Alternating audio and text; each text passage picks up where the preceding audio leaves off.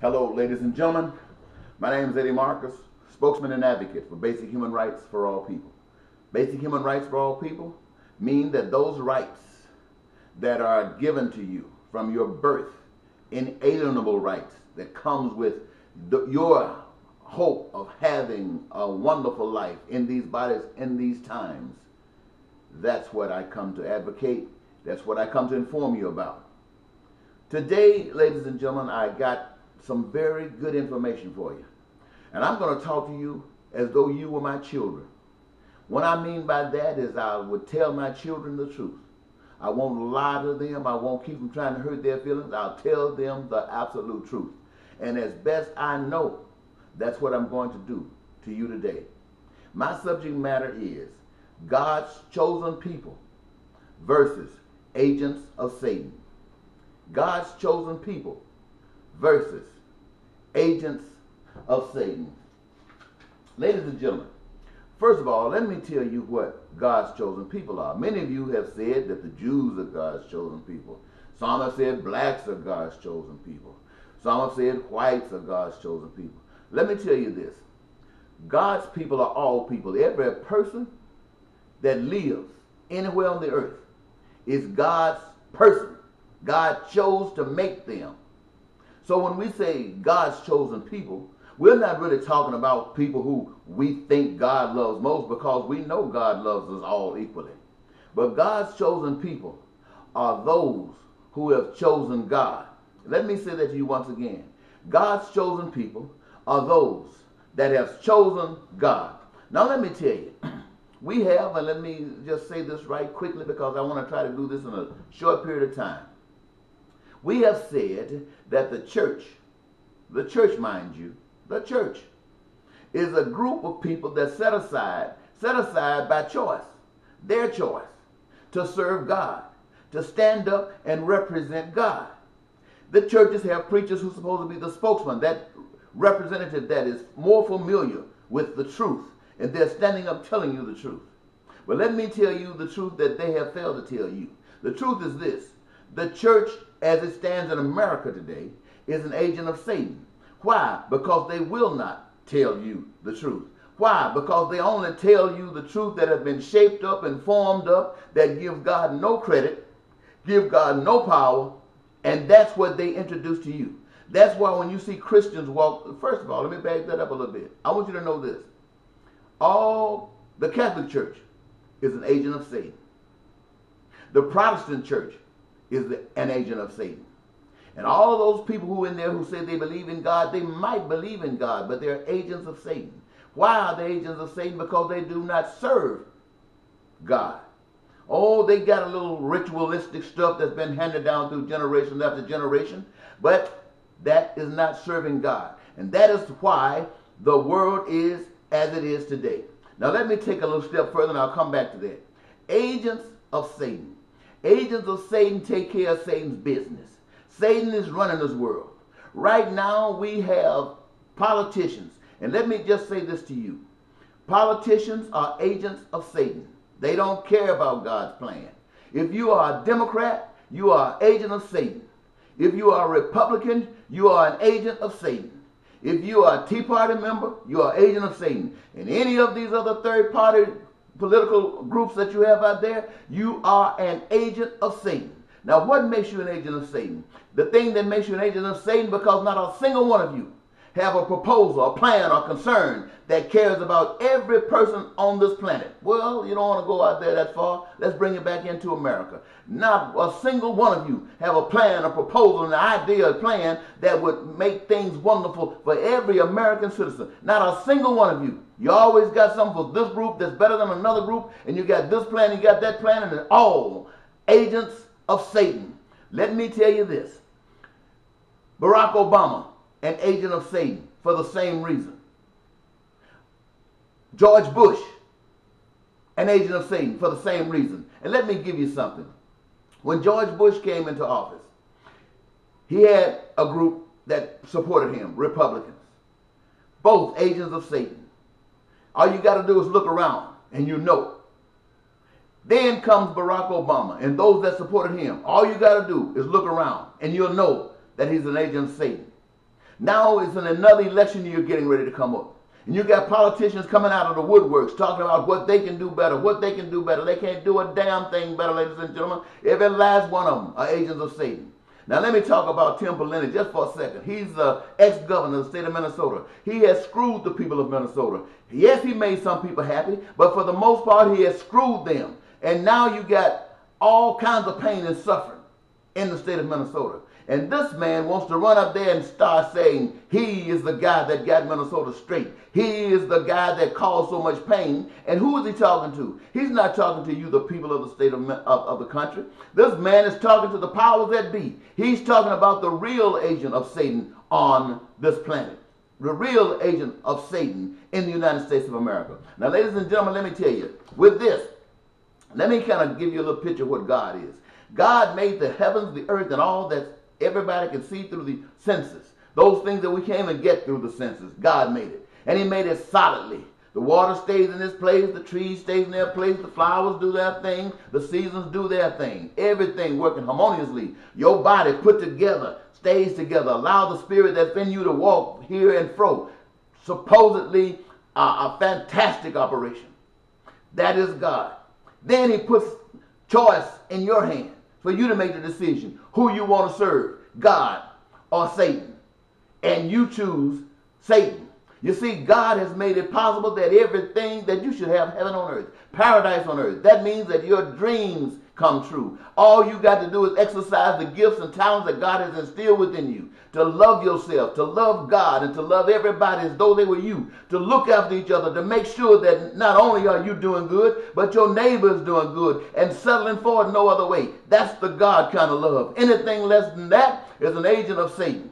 Now we got to run around here talking about a budget crisis. Let me tell you who the main agent of Satan is in this country. It's the Federal Reserve. Why is that? Because the Federal Reserve has money. And with that money, you're supposed to be able to do whatever you can, whatever you want to with money. It enables you to do that. That's what God's plan was. But in order to do that, you got to care about one another. You don't care about one another, so you go to the fake God, the money. And those people have said they don't care who make the rules, who make the laws, who make the regulations. Give them control of the money, and everything that happens, they are in control of it. And that's what you, the American people, have done. You have given those people the authority to use money instead of you serving God. And in the process, everything that we have in this nation, everything that happens across this world is contaminated with the power of Satan. We have wars going on. Why? Because of serving Satan. We got poverty in America. Why? Because of serving Satan. And you say that you're trying to choose between a Republican and a Democrat to come back after you have just experienced George Bush, after you have experienced Barack Obama now, and you're trying to make a decision about who you're going to choose next to represent these parties, to represent an agent of Satan. You know who votes for them? You, an agent of Satan. And ladies and gentlemen, I don't have to bite my tongue. Because for the past 30 years, all I've wanted for you is peace, prosperity, and joy. All I wanted for you is unlimited, unrestricted education and health care, a career of choice. That's all I wanted for you. And in that, you have the peace, the prosperity, and joy. You have the opportunity to not just work all the time wondering how you're going to see the end. You don't have to sit there in those state, in your city, not being able to travel across the world and see all the wonderful things that the Almighty has prepared for you. You don't have to sit. But ladies and gentlemen, I ran for mayor of the city of St. Paul expressing these same concerns. I couldn't get enough support to get out of the front door. I ran for the governor of the state of Minnesota, espousing these same basic principles of life and joy. I couldn't get enough support to get out of the door.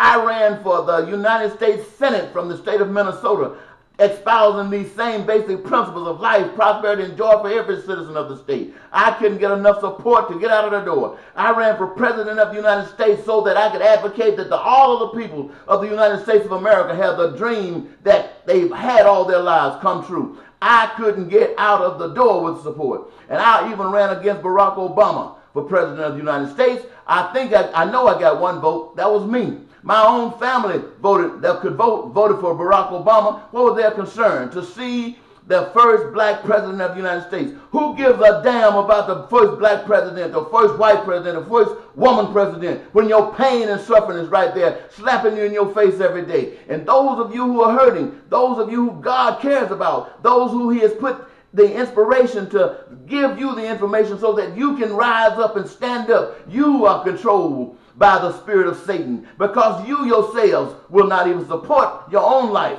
I have brought meetings together, tried and invited politicians, invited the poor, invited the middle class, invited the rich, invited those who are heads of organizations that are constantly saying, give us more money, we need more of this, and ask you to come so we can talk this thing out, so I can give you some information or share with you some information that would allow you to be able to meet your needs. And when I go out, I get 2 or 3 people. The rest of you sit back at home. When I ran for mayor of the city of Woodbury, I espoused these same basic principles that I'm talking to you about today. And there were state politicians there who told me that I make a good preacher. Does that mean because I talk to you about peace, prosperity, and joy that I have no place in the political perspective? Does that mean that you are so divided from God you don't have nothing to do with God except being in a church wall, and those walls contain everything that happens about God? Keep him there. Don't bring him outside of these walls. I want you to know, ladies and gentlemen, by the evidence thereof, for 33 years, and I can say it boldly, for 33 years I've been out here espousing the same identical principles that I've shared with you today.